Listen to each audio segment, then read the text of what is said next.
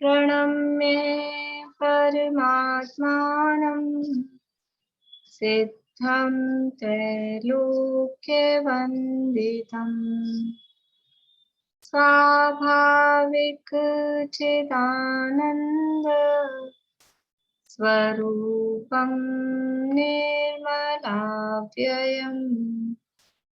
शुद्ध जीवादिद्रव्याणां देशिकं च जिनेश्वरम् द्रव्यसंग्रहसूत्राणां वृत्तिं वक्ष्ये समासतः जीवमजीवमदव्यम् जीर्णवरवसहेण जीर्णनिर्देष्टम् देवीन्द्रविन्दवन्दम् वन्दे तं सर्वदा शिरसा कहे जीव अजीव जिनवर वृषभ ने लोक में वे वंद्य सुरपति वृंद से वंदन करूं कर जोड़।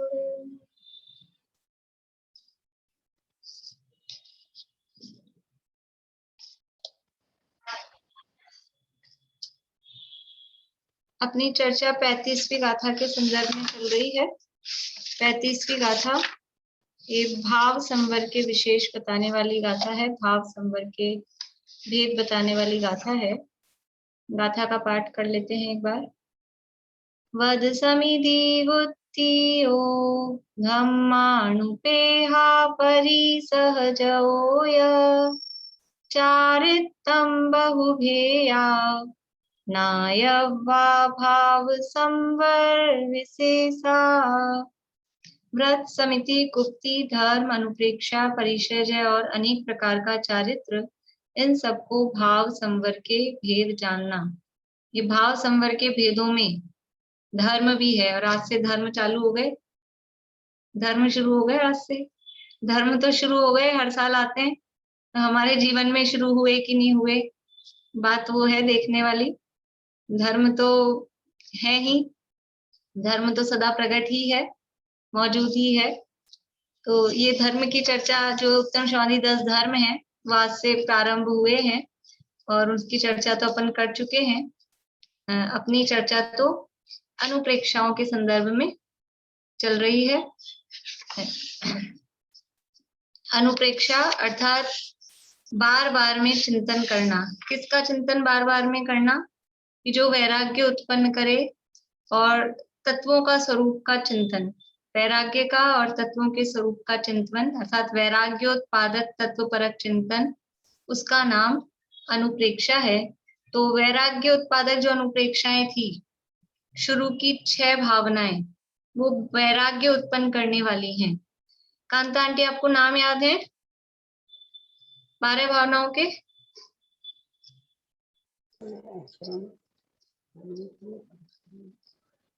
बोलिए। अनित्य,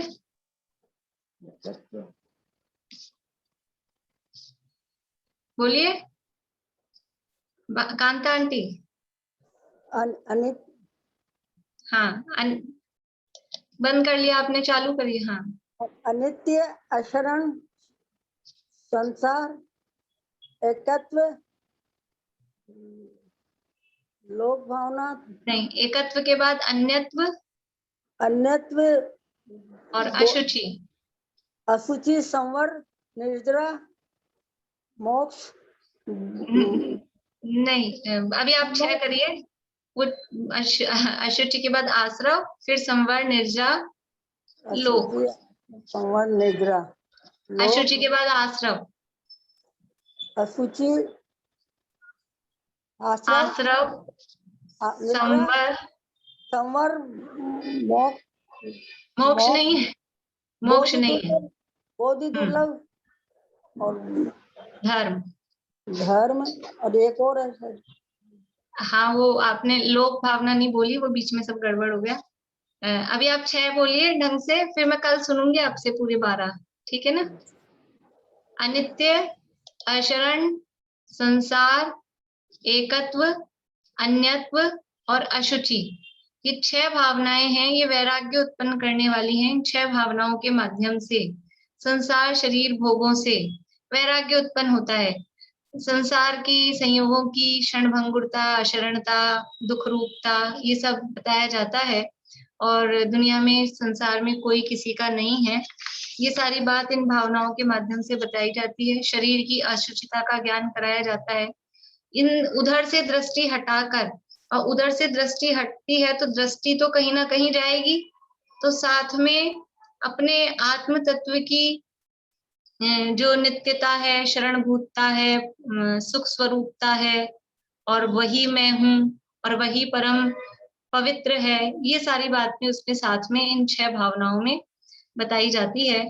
ये 6 भावनाएं ये वैराग्य उत्पन्न करने वाली हैं। हमारे चित्त की भाव भूमि को एकदम कोमल बना देने वाली है। इसके बाद में अब इस भूमि में तत्व के बीज डाले जाते हैं। तो तत्वपरक भावनाओं में सबसे पहली भावना ली आश्रव भावना। अशुचि भावना में शरीर की अशुचिता का वर्णन किया, तो कहीं ऐसा ना लगे कि शरीर ही गंदा है, मैं तो एकदम साफ सुथरा बढ़िया, मेरे में तो कुछ गंदगी नहीं है। तो अगर ऐसी बुद्धि या ऐसी मान्यता किसी की हो रही हो, तो कहते हैं कि नहीं, आत्मा भी गंदा होता है, आत्मा भी अपवित्र होता है। मोह, राग, द्वेष आदि विकारी भावों से यह आत्मा अपवित्र हो जाता है, मैला हो जाता है।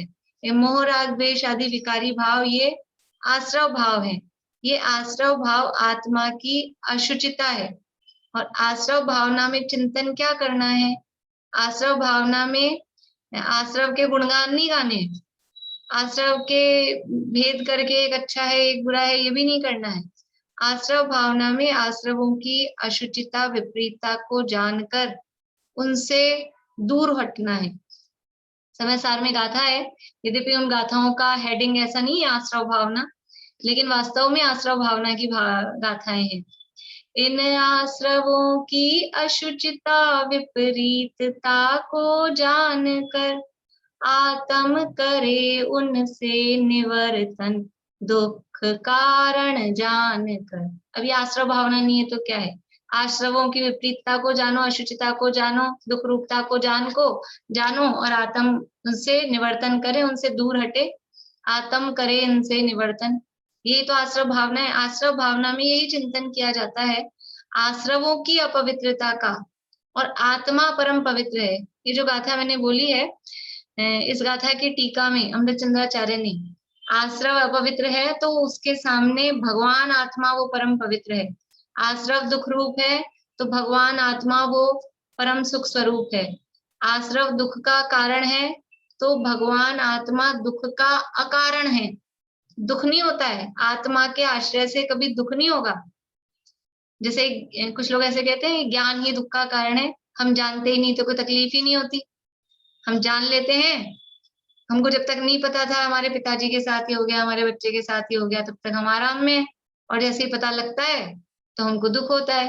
तो ज्ञान ही तो दुख का कारण है, ऐसा कुछ लोग मानते हैं और वो ज्ञान का निषेध करते हैं। ऐसा एक मत है, उसको कहते हैं अज्ञानवादी। 363 मतों में अज्ञानवादी नाम के एक मत वाले होते हैं, वो ऐसा कहते हैं। लेकिन वास्तव में ज्ञान दुख का कारण नहीं है, ज्ञान तो सुख स्वरूप ही है और सुख का ही कारण है। वो जो दुख हो रहा है वो तो राग का, मोह का दुख है। ज्ञान अभी परसों नहीं, कल का शांति जी भाई साहब का प्रवचन था, वो श्वेतांबर परिषण में प्रवचन उनके चल रहे थे, आरंभ पाठशाला के चैनल पे आते थे। तो उसका हेडिंग यही था कल का, मतलब उनका पूरा टॉपिक यही था, ज्ञान से ही सुख है, ज्ञान ही सुख है, बस ज्ञान से ही सुख है, ज्ञान के अलावा सुख और कहीं नहीं, ज्ञान ही सुख का कारण है। तो ज्ञान और आत्मा, इन दोनों में भेद है क्या? जो ज्ञान है वो आत्मा है, जो आत्मा है वो ज्ञान है। इसलिए ज्ञान सुख स्वरूप है, सुख का कारण है ऐसा कहो, अथवा आत्मा सुख स्वरूप है, सुख का कारण है ऐसा कहो, एक ही बात है। तो दुख के कारण क्या है? दुख के कारण 3 लोक और 3 काल में, कभी भी चौथा काल हो, 5वां काल हो, भरत क्षेत्र हो, विदेश क्षेत्र हो, भोग भूमि हो, कर्म भूमि हो, मनुष्य गति हो, देव गति हो, नरक गति हो, दुख का कारण क्या है? दुख का कारण क्या है? ना नरक गति दुख का कारण है, ना कोई पांचवा छठा काल दुख का कारण है। दुख का कारण एकमात्र और एकमात्र एकांत से, यद्यपि जैन दर्शन अनेकांतवादी है, लेकिन यहाँ एकांत है। क्या एकांत है? कि दुख का कारण एकमात्र आश्रव भाव। आश्रव भाव में मिथ्यात्व यानी मोह राग द्वेष, ये सब आश्रव भाव है। दुख का कारण एकमात्र आश्रव भाव है और कोई दूसरा दुख का कारण नहीं है। और सुख का कारण, सुख का कारण क्या है? इस सुख का कारण ये अपना संवर, संवर निर्जा भाव जो है। सम्यक दर्शन कहो, संवर कहो, कई बार मैं कह चुकी हूँ, एक ही बात है, सब एक अर्थवाची है। तो सुख का कारण एकमात्र वो संवर, पर्याय के रूप से देखें तो संवर, और द्रव्य रूप से देखें तो अपना शुद्धात्मा, वही एकमात्र सुख का कारण है। तीन लोक और तीन काल में सुख के और दुख के कारण इसके अलावा और कोई भी नहीं है। कोई भी परद्रव्य, पर पदार्थ, कोई वस्तु, कोई व्यक्ति, कोई परिस्थिति, कोई द्रव्य, क्षेत्र, काल, भाव, अन्य कोई भी चीज सुख का या दुख का कारण नहीं है। तो इस आश्रव भावना में आश्रवों की विपरीतता, शुचिता को देखकर वो बताया जाता है, और वो देखकर उससे दूर हटने की प्रेरणा मिले, और उससे जो विपरीत है, उसका जो अपोजिट है, ऐसा अपना आत्मा, उस आत्मा में जमने रमने की प्रेरणा मिले। ये इस आश्रव भावना का लक्ष्य है, उद्देश्य है, इसके चिंतन का सार ये है। और आश्रवों की विपरीतता कह रहे हैं तो सारे ही सारे आश्रव वो विपरीत हैं, अशुचि हैं, दुख रूप हैं। सारे ही आश्रव मतलब, क्योंकि आश्रव में दो प्रकार के भेद कर देते हैं, एक शुभ रूप, एक अशुभ रूप, एक पुण्य रूप, एक पाप रूप। लेकिन यहाँ कॉमन रूप से आश्रव को दुख रूप कहा है। तो चाहे प्रशस्त शुभ भाव हो, चाहे अप्रशस्त पाप भाव हो, चाहे शुभ राग हो, चाहे अशुभ राग हो, समस्त ही राग द्वेष मोह भाव वो सब दुख रूप ही हैं, दुख के कारण ही हैं, अपवित्र ही हैं, आत्मा को गंदा करने वाले हैं, आत्मा को मैला करने वाले हैं। कभी भी किसी भी प्रकार के राग से, कि शुभ राग रहे तो आत्मा अच्छा होगा, उससे आत्मा उज्जवल होगा, ऐसा नहीं है। वो आत्मा को मलिन ही करने वाले हैं। इस प्रकार से आश्रव भावना में आश्रवों की अशुचिता की चर्चा की जाती है। यहाँ कुछ यहाँ जो अपने द्रव्य संग्रह में ये चर्चा है, यद्यपि है आश्रव भावना की चर्चा, लेकिन अलग तरह से आश्रव का वर्णन जो बहुत कम पढ़ने में आता है, उस तरह से यहाँ आश्रव अनुप्रेक्षा की चर्चा की है। देखिए हम पढ़ते हैं, पेज नंबर 129, 129 नंबर पेज है वृहद द्रव्य संग्रह में। अब आगे आश्रव अनुप्रेक्षा कहते हैं, एक लाइन अपन ने पढ़ी थी पर फिर से ऊपर से ही पढ़ते हैं। समुद्र में छिद्रयुक्त नाव की भांति यह जीव इंद्रियादि आश्रवों से संसार रूपी सागर में पड़ता है। यह वार्तिक है। ये वार्तिक मैंने आपको बताया था, तत्वार्थ सूत्र की जो टीकाएं हैं, राजवार्तिक और श्लोक वार्तिक, उसके आधार वहां की ये पंक्ति है। तो ये पंक्ति दी आश्रव के संबंध में कि समुद्र में छिद्रयुक्त नाव की भांति यह जीव इंद्रिय आदि आश्रवों से संसार रूपी सागर में पड़ता है। तो ये इंद्रिय आदि आश्रव क्या है? अब ये तत्वार्थ सूत्र की टीका की वहां के वार्तिक दिया है। तो तत्वार्थ सूत्र में आश्रव किस प्रकार से कहा है? इंद्रियादि शब्द कहीं है वहां आश्रव के संदर्भ में, अपना अध्याय हो चुका है, मतलब ये पाठ अपन पढ़ चुके हैं 6ठे अध्याय में। बोलिए नीलम भाभी। इंद्रिया कषाया व्रत क्रिया पंच चतु पंच पंचविंशति संख्या पूर्ण से। बहुत बढ़िया।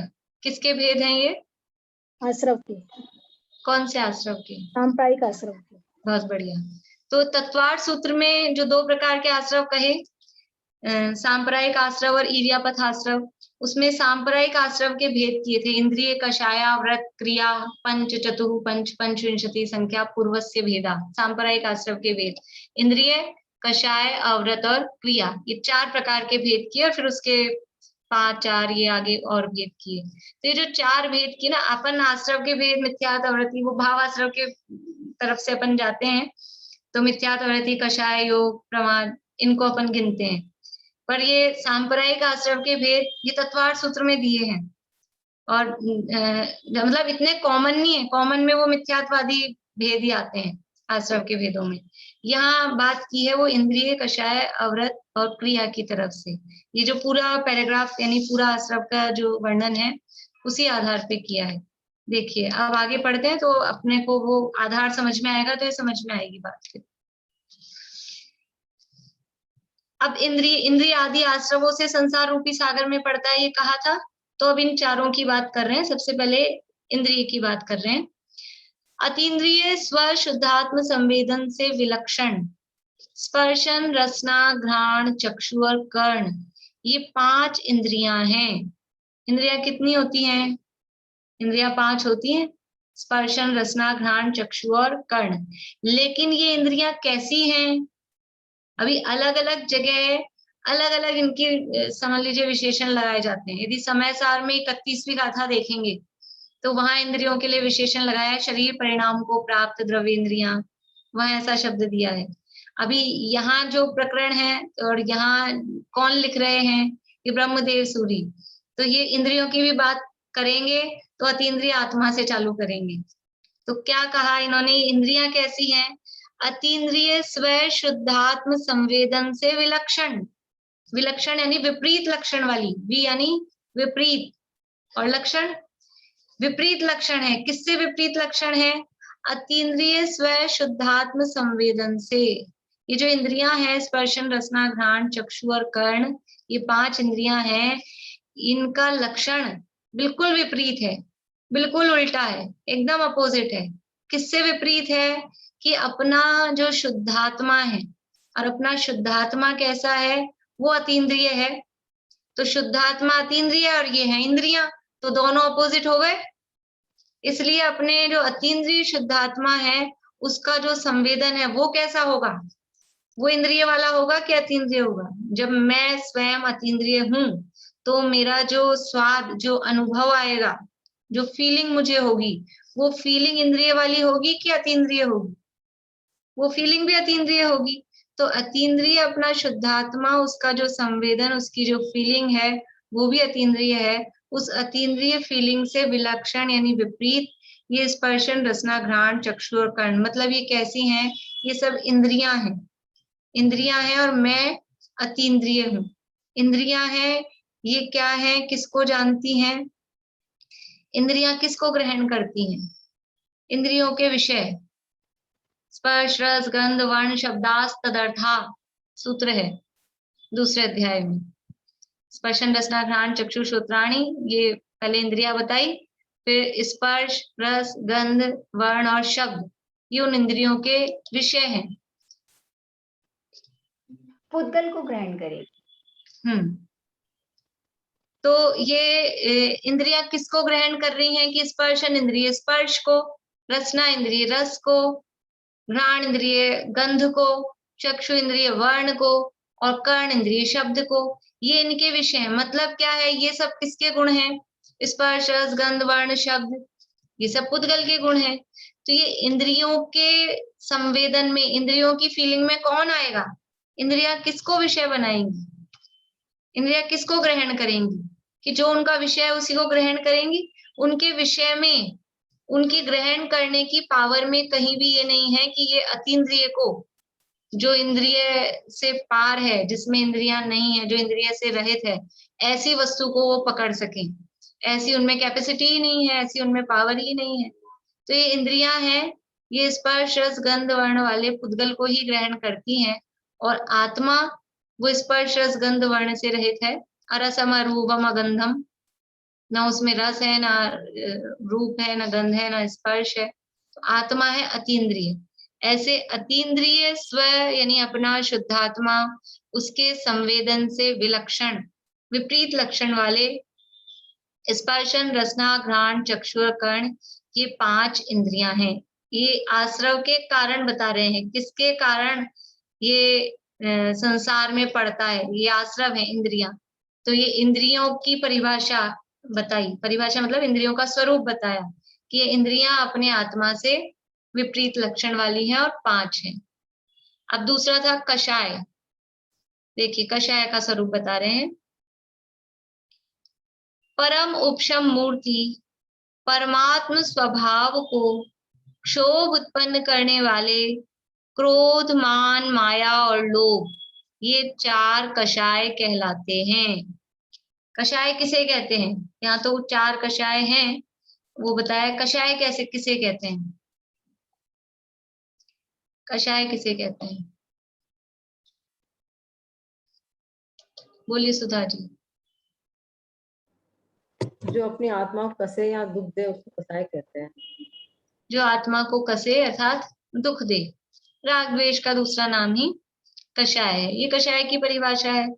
अभी यहाँ बात वही कह रहे हैं, लेकिन शब्द क्या कह रहे हैं? तो मुझे बीच में विकल्प आ रहा है। ये जो लोग मैं नाम बोलती हूँ, जैसे सुमन जी हैं, चारू आंटी हैं, सुमंगला बुआ हैं, और जो लोग रेगुलर जुड़ते हैं, वीडियो ऑफ रहती है लेकिन रेगुलर जुड़ते हैं, आप लोगों के पास में ये ग्रंथ है या नहीं है?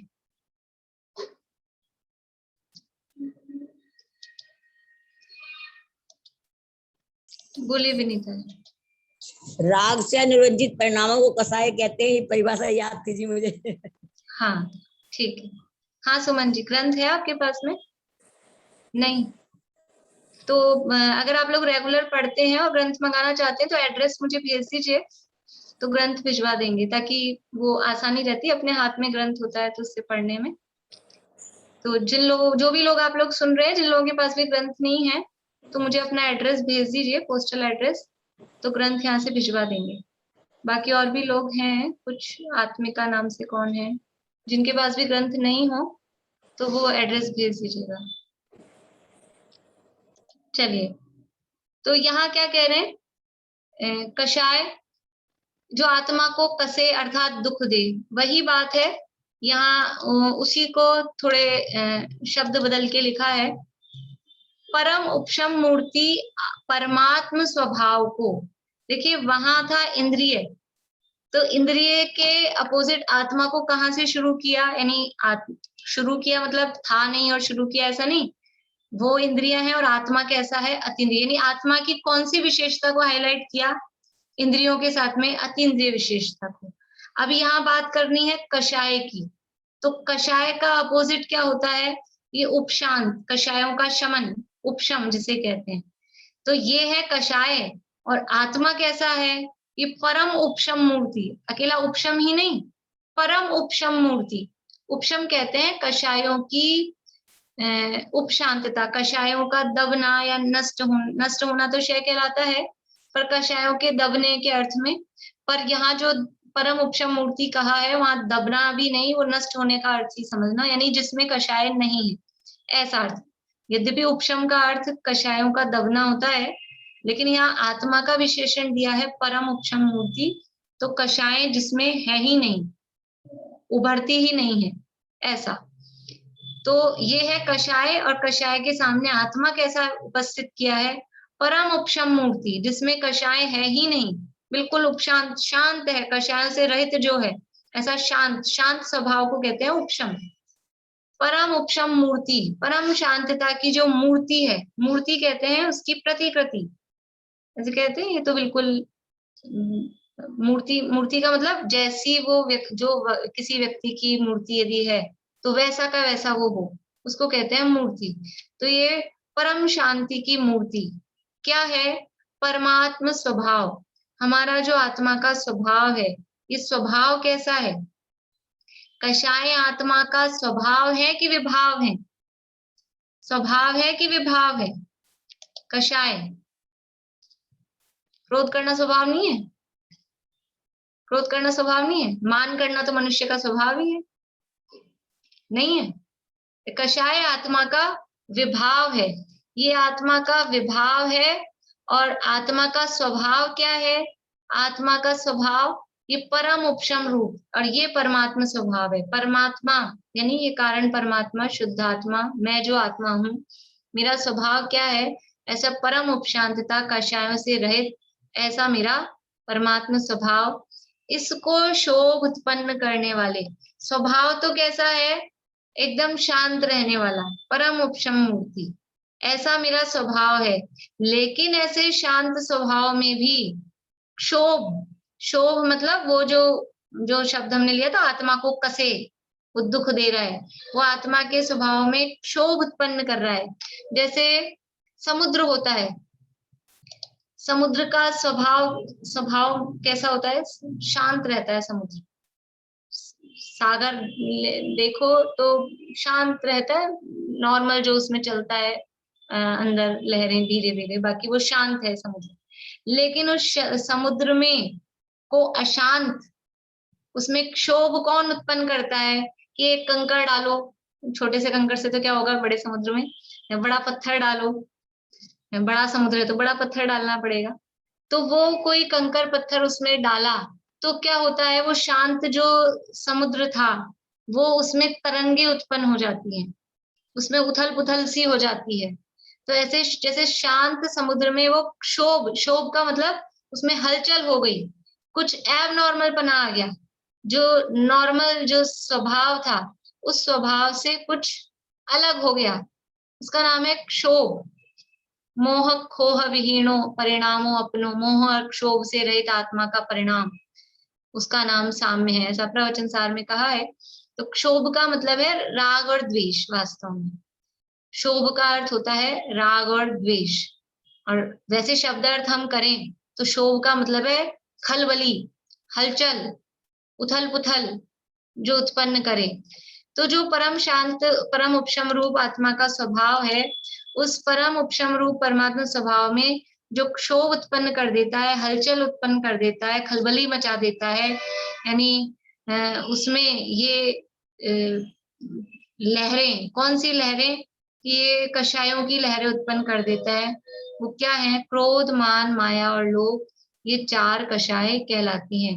यानी क्रोध उत्पन्न हो जाए, मान उत्पन्न हो जाए, माया उत्पन्न हो जाए या लोभ उत्पन्न हो जाए, तो ये जो परम उपशम मूर्ति था, ये जो स्वभाव था, ये स्वभाव में हलचल हो गई। उत्तम क्षमा का दिन है आज। उत्तम क्षमा, क्षमा किसे कहते हैं? ये हम कहते हैं क्रोध का अभाव वो क्षमा है, लेकिन वास्तव में क्षमा तो आत्मा का स्वभाव है। क्षमा का अभाव क्रोध है ऐसा कहना चाहिए। क्रोध का अभाव क्षमा है, स्वभाव क्या है आत्मा का? आत्मा का स्वभाव तो क्षमा है, तो क्षमा का अभाव वो क्रोध है ऐसा कहना चाहिए।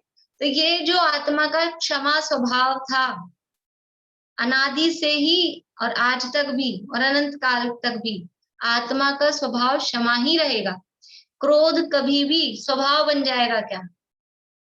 जो नित्य निरोध में है अनादि से आज तक नित्य निरोध में, उनका तो क्रोध स्वभाव हो जाएगा।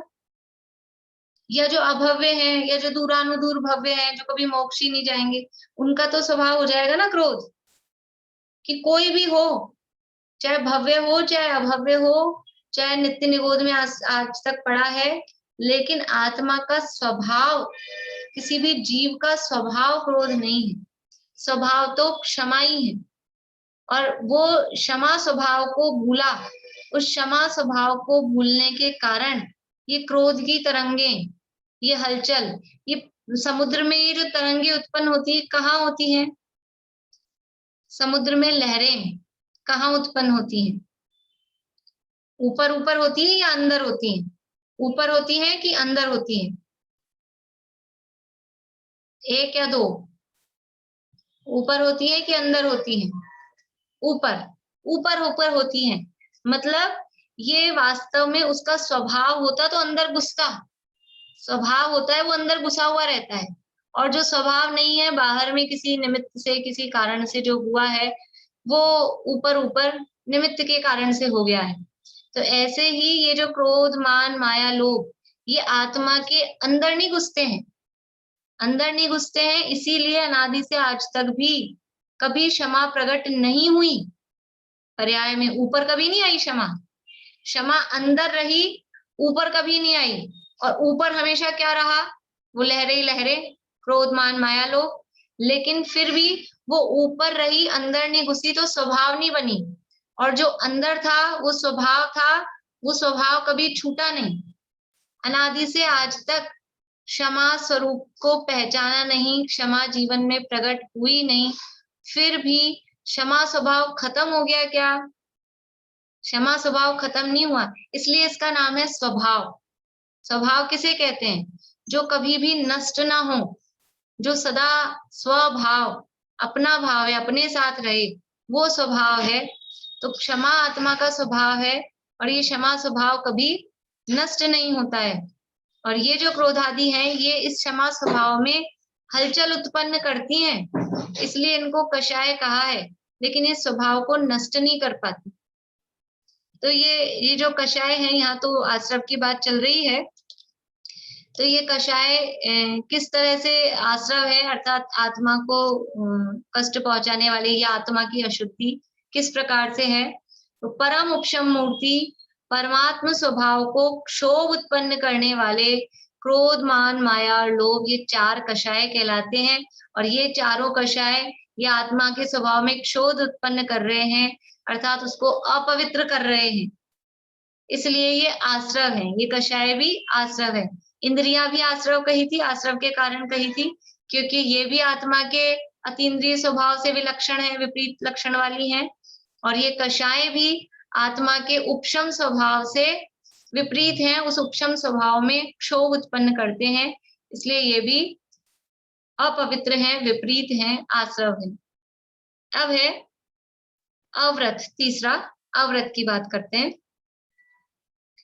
रागादि विकल्पों की निवृत्ति रूप शुद्धात्मानुभूति से प्रतिकूल हिंसा, असत्य, चोरी, अब्रह्मचर्य और परिग्रह में प्रवृत्ति रूप 5 अव्रत हैं।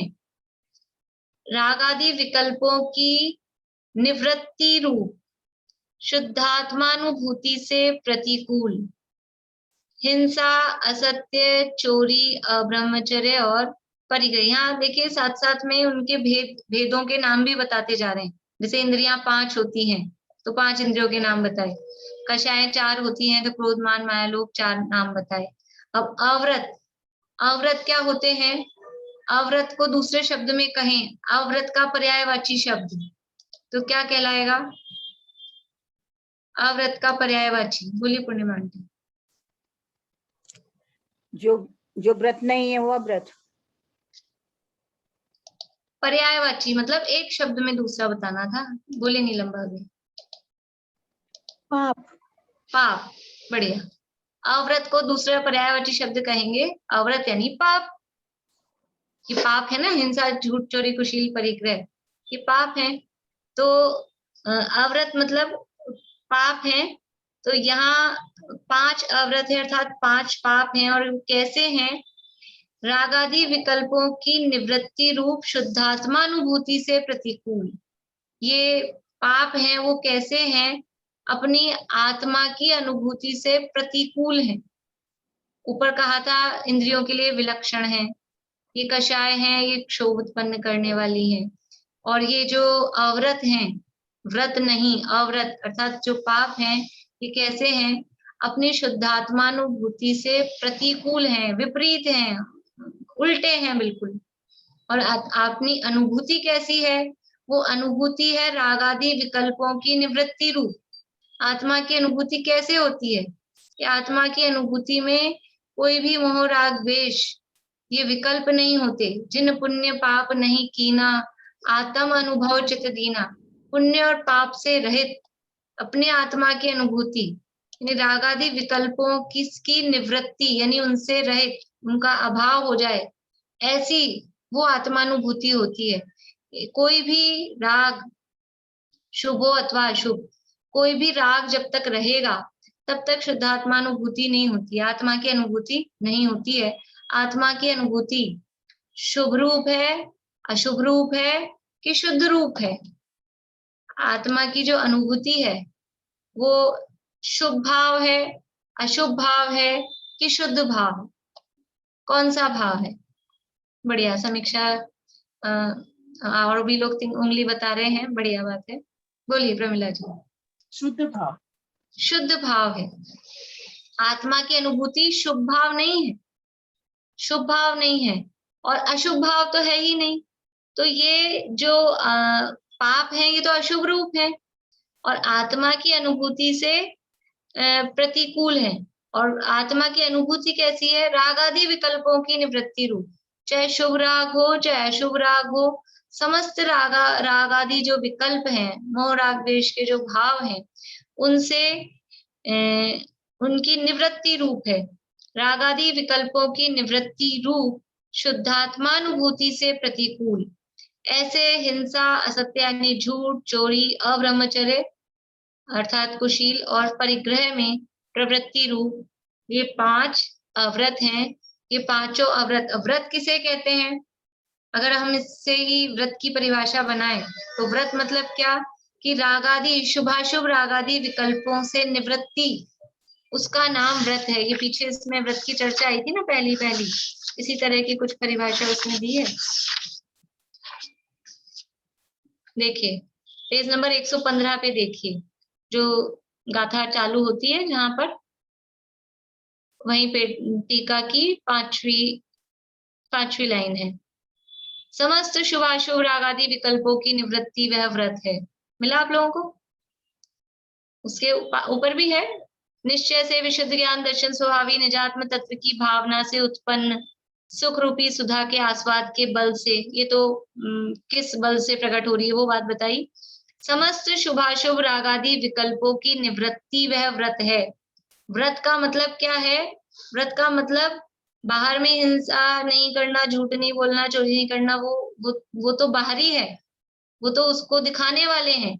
लेकिन अंदर में शुभ और अशुभ जो विकल्प चल रहे हैं, वो विकल्प शांत हो जाएं, उन विकल्पों से निवृत्ति, उसका नाम व्रत है। और यहाँ कह रहे हैं अव्रत, तो अव्रत क्या है? उस व्रत से विपरीत है, और व्रत है रागादि विकल्पों की निवृत्ति रूप। समझ में आ रही बात?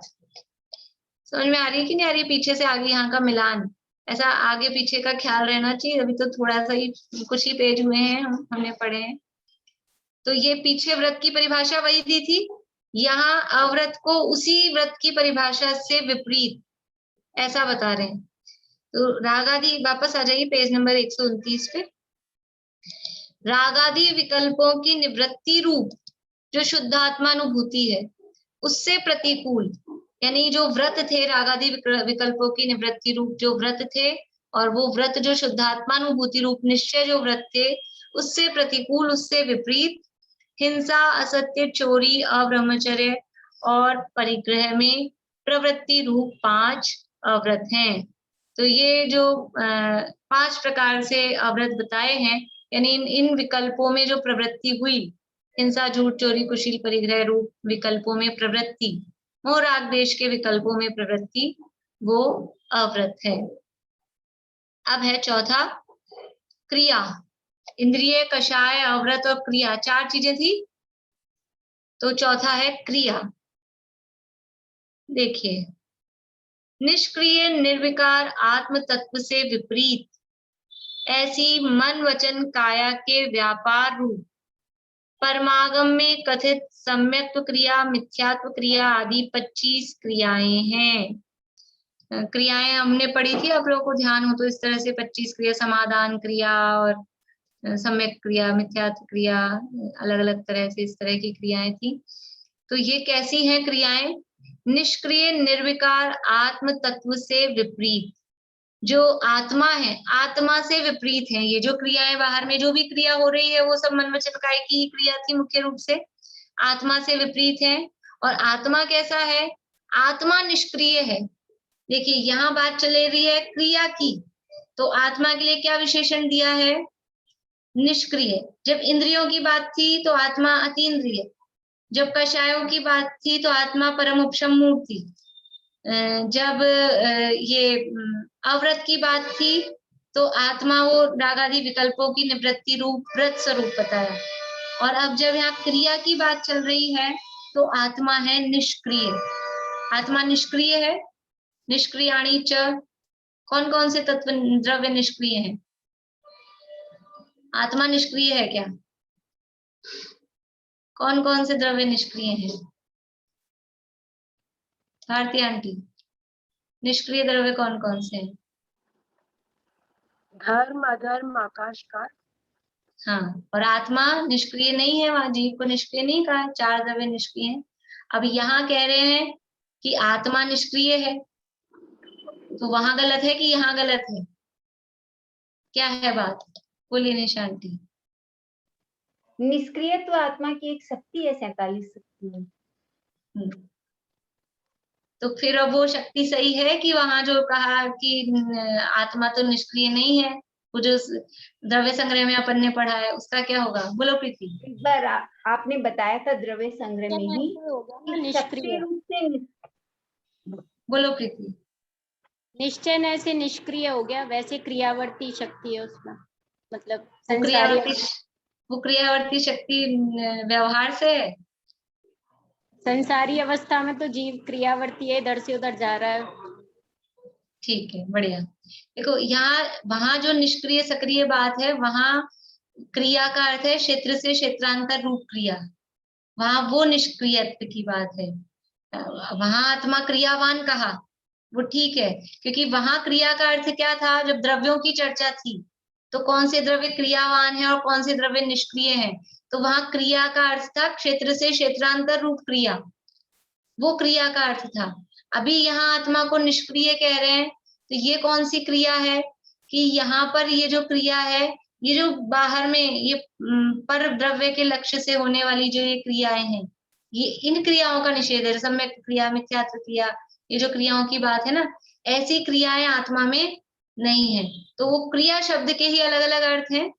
और यदि क्रिया शब्द का अर्थ हम परिणमन देखें तो कोई भी द्रव्य निष्क्रिय नहीं है, सारे ही द्रव्य परिणमन करते हैं, सभी सक्रिय हैं। तो अलग अलग जगह शक्तियों में जहाँ निष्क्रिय शक्ति का वर्णन है, वहां पे वो आत्मा के प्रदेशों में परिस्पंदन वाली निष्क्रियत्व की बात है, वो वहां निष्क्रिय शब्द का अलग अर्थ है।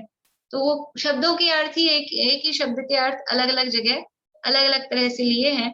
तो यहाँ पर निष्क्रिय शब्द क्या है कि ये जो क्रियाएं बाहर में मन वचन काय के व्यापार रूप क्रिया, उससे विपरीतता बताने के लिए यहाँ क्रिया का अर्थ क्या है कि मन वचन काय की प्रवृत्ति रूप जो क्रिया, वो क्रिया, तो ऐसी क्रिया आत्मा में नहीं है। इस क्रिया से आत्मा रहित है, इसलिए कहा निष्क्रिय है। निष्क्रिय है और निर्विकार है, किसी भी तरह के विकार आत्मा में नहीं है, क्योंकि ये बाहर में जो क्रियाएं हैं उनके माध्यम से फिर विकार उत्पन्न होता है। इसलिए निष्क्रिय निर्विकार आत्म तत्व से विपरीत ऐसी मन वचन काया के व्यापार रूप परमागम में कथित सम्यक क्रिया, मिथ्यात्व क्रिया आदि 25 क्रियाएं हैं। यानी क्रियाएं कैसी हैं? ये क्रियाएं हैं मन वचन काय के व्यापार रूप, और है कैसी? आत्मा से विपरीत। क्रिया अर्थात मन वचन काय का व्यापार, उसको यहाँ क्रिया लिया, और ये मन वचन काय का व्यापार ये आत्म तत्व से विपरीत है। और आत्मा कैसा है? आत्मा है निष्क्रिय निर्विकार। तो आत्मा निष्क्रिय है तो मन वचन काय की क्रिया से विपरीत होगा ही होगा। तो निष्क्रिय निर्विकार आत्म तत्व से विपरीत ऐसी मन वचन काय के व्यापार रूप परमागम में कथित जिनागम में शास्त्रों में जो कही है, तो मुख्य रूप से तत्वार्थ सूत्र में जो कही है, ये सम्यक्त क्रिया, मिथ्यात्व क्रिया आदि 25 क्रियाएं हैं। इस प्रकार इंद्रिय, कषाय, अवृत और क्रिया रूप आश्रवों का स्वरूप जानना। ये तो आश्रव बताए हैं, 4 प्रकार के सांप्रदायिक आश्रव, और इसमें भी इंद्रिय 5, कषाय 4, अवृत 5 और क्रिया 25, 39 प्रकार के ये आश्रव हो जाते हैं। तो इस प्रकार इन आश्रवों का स्वरूप जानना। ये तो खाली समझ लीजिए भी आश्रवों के भेद बताए हैं। अब इसमें से आश्रव भावना में क्या विचार करना है, वो आश्रव भावना का जो विचार है वो अपन चर्चा कल प्रारंभ करेंगे। अभी की चर्चा को यहीं विराम देते हैं। जय श्री।